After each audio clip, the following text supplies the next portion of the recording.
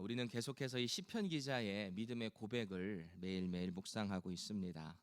특히 오늘 우리가 읽은 27편의 말씀은 억울함, 답답함, 어떤 쫓기는 상황에서도 하나님만이 나의 도움 되십니다라고 고백하는 역시 믿음의 고백이죠. 시편의 가장 큰 매력이다라고 한다면 뭘까요? 우리의 인생이 경험하는 희로애락, 여러 가지 아픔들, 슬픔도 억울함까지도 적나라하게 다 녹아있기 때문에 우리가 이 말씀에 우리의 상황을 대입하기 참 좋은 게 아닌가 싶어요.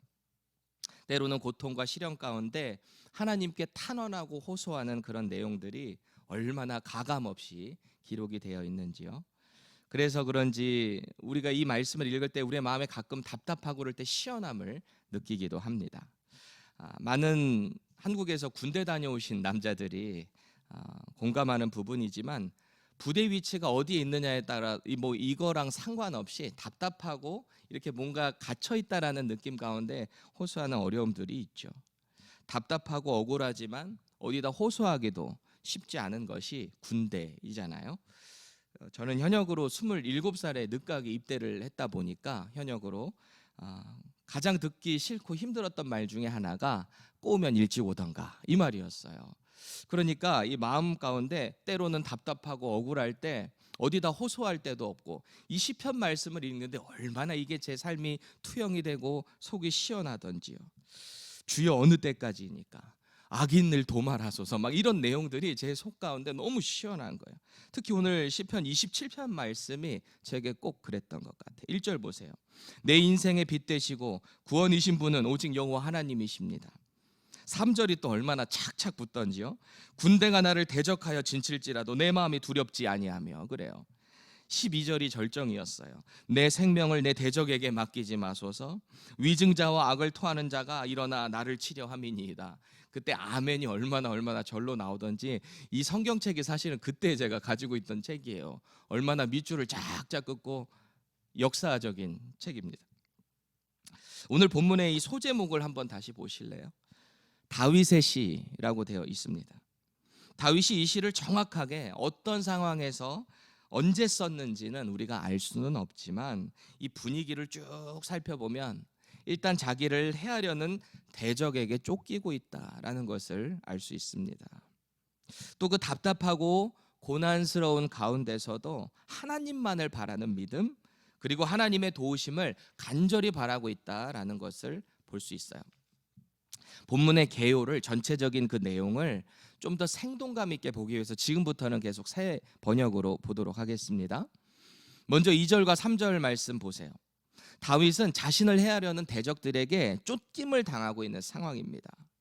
나의 대적자들, 나의 원수들, 저 악한 자들이 나를 잡아먹으려고 다가왔다가 비틀거리며 넘어졌구나. 군대가 나를 치려고 애워싸도 나는 무섭지 않네. 용사들이 나를 공격하려고 일어날지라도 나는 하나님만 의지하려네. 이 믿음의 고백을 하고 있어요. 지금 다윗은 자신을 대적하는 자들을 향해서 뭐라고 표현하고 있어요? 대적자, 원수, 악한 자들이라는 정의를 하고 있습니다. 왜일까요? 자신은 그만큼 하나님 앞에 의로운 자다라는 고백을 하고 있어요. 자신을 대적하는 자는 바로 하나님을 대적하는 것이다 라고 당당한 고백을 하고 있는 거예요.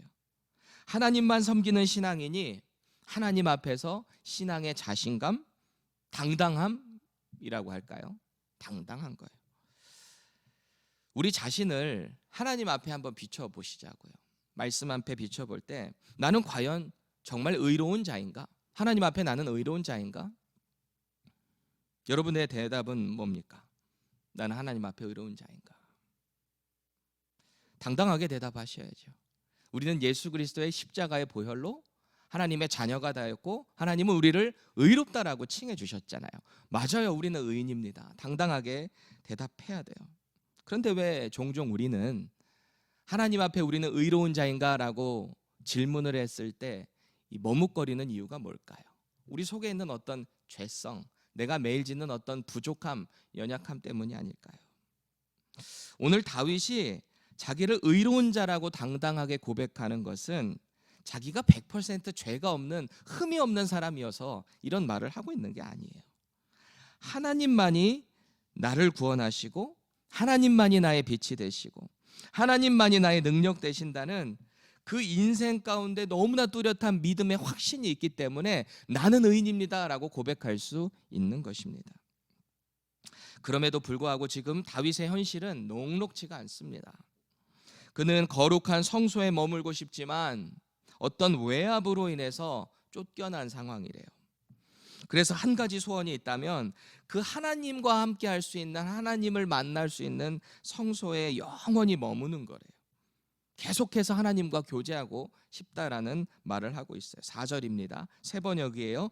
주님, 나에게 단 하나의 소원이 있습니다. 나는 오직 그 하나만 구하겠습니다. 그것은 한평생 주님의 집에 살면서 주님의 자비로우신 모습을 보는 것과 성전에서 주님과 의논하면서 살아가는 것입니다. 이 표현이 참 좋아요. 의논하면서. 누구와요? 하나님과 의논하면서 살고 싶습니다. 한평생 주님의 집에 살고 싶지만 하지만 현재는 제 상황이 그렇지 못합니다 라고 고백을 하는 거죠. 다윗은 하나님의 성전으로부터 쫓겨났을 뿐만 아니라 심지어는 부모님으로부터도 떨어지는 아픔을 겪고 있습니다. 10절입니다. 나의 아버지와 나의 어머니는 나를 버려도 주님은 나를 돌보아 주십니다. 부모님의 집으로부터 쫓겨나 있는 상황이에요. 이걸 마치 버렸다라는 표현을 이렇게 극적으로 하고 있는 거죠. 표현을 하고 있는 거예요. 가만히 생각해 보면 다윗의 부모님도 그럴 수밖에 없었던 게 사울과 그 대적들이 지금 온 집을 다 진치고 있어요. 이 다윗을 잡으려고 혈안이 되어 있었던 어떤 그 시점을 생각했을 때 부모가 다윗을 품을 수가 없는 안타까운 상황이죠. 쫓기는 가운데 답답하고 이 억울한 호소는 12절에서 극에 달합니다. 그들이 거짓으로 증언하며 폭력을 휘둘러서 나에게 대항해 오니 내 목숨을 내 원수의 뜻에 맡기지 마소서. 내맡기지 마십시오 그러는 거예요. 인생이 경험하는 고난 가운데 가장 큰 것이 있다면 물론 육체적인 그런 고난도 어렵죠. 어려운데 이 심적인 고난, 특히 이 나를 가까이 했던 사람들로부터 배신당하고 쫓기는 아픔만큼 아픈 건 없는 것 같아요. 내가 하지도 않은 일을 오해해서 나를 공동체 가운데 고립시키고 철저히 나를 분리하려고 하는 그 아픔, 그거는 말할 수 없는 거예요. 그럼에도 불구하고 다윗의 믿음은 확고합니다. 어떤 어렵고 답답한 시련과 역경도 하나님을 향한 그의 믿음을 흐트러뜨릴 수 없는 거예요. 13절 14절을 계속해서 세 번역으로 봅니다. 이 세상에 머무는 내 한 생애에 내가 주님의 은덕을 입은 것을 나는 확실히 믿는다. 너는 주님을 기다려라. 강하고 담대하게 주님을 기다려라. 이래요. 여러분, 다윗은 왜 이 환난과 역경 가운데 이 시를 기록했을까요? 이 시를 기록한 이유가 있었을 거 아니에요. 먼저는 이 시를 기록함을 통해서 자신의 믿음을 하나님 앞에 더욱더 견고하게 세우기 원했을 거예요. 그리고 두 번째는 이 시를 통해서 자신뿐만이 아니라 누군가가 비슷한 상황에 있는 자들이 이 시를 보고 힘을 얻고 믿음을 얻기 원했겠죠. 하나님의 말씀을 우리가 읽을 때는 언제나 두 가지 관점으로 볼 필요가 있어요. 첫 번째는 하나님께서 우리에게 원하시는 게 뭔가, 이 본문을 통해서 내게 드러내시는 하나님의 뜻이 뭔가죠. 그리고 두 번째 보는 관점이라고 한다면 이 말씀 안에 들어있는 그 캐릭터를 나에게 대입해 볼 필요가 있는 거예요. 욥처럼 하나님 앞에 의로운 자에게만 나를 대입하는 게 아니라 무지한 말로 하나님을 이야기하고 아픔을 주는 그 새 친구들의 모습 가운데도 우리를 대입해야 하는 거죠. 지난 주일 일부 예배에 참석하시는 분 중에 어떤 분이 이런 고백을 하셨는데, 이분은요 오랫동안 수십 년 동안 교회를 출석을 하셨어요. 그런데 그동안 성경 통독을 한 번도 못 해보셨대요. 그러다가 뭐 여차저차해서 목장이 전체가 성경 통독을 하니까 같이 참여하고 계시는 분인데, 이분이 처음으로 구약을 제대로 그 루틴에 맞게 읽고 계시는 거예요. 그런데 전에 우리가 욥기 묵상할 때 이분이 갑자기 카톡방에 이런 글을 올렸습니다. 욥기를 읽으면서 솔직히 하나님이 마음에 안 드네요. 어떻게 이해해야 하나? 이렇게 올렸어요.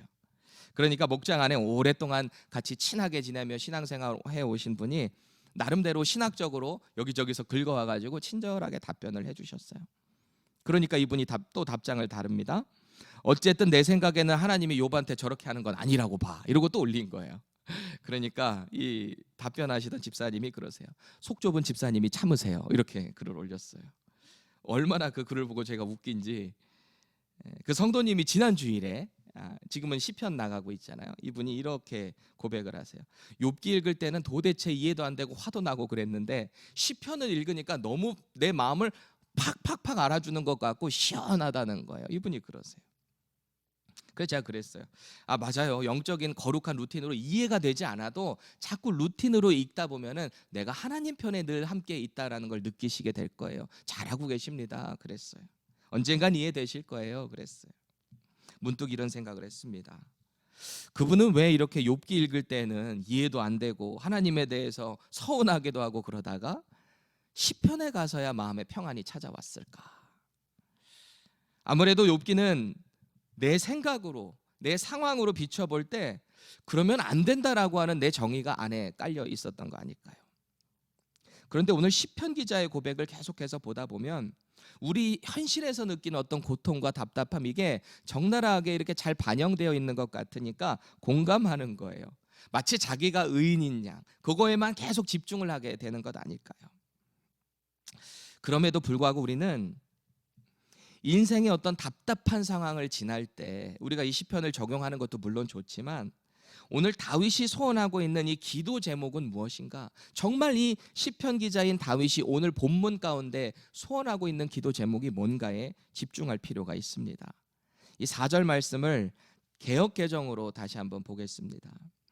내가 여호와께 바라는 한 가지 일 소원한다라는 거죠. 그것을 구하리니 곧 내가 내 평생의 여호와의 집에 살면서 여호와의 아름다움을 바라보며 그의 성전에서 사모하는 그것이 바로 나의 소원입니다 라고 고백을 하고 있어요.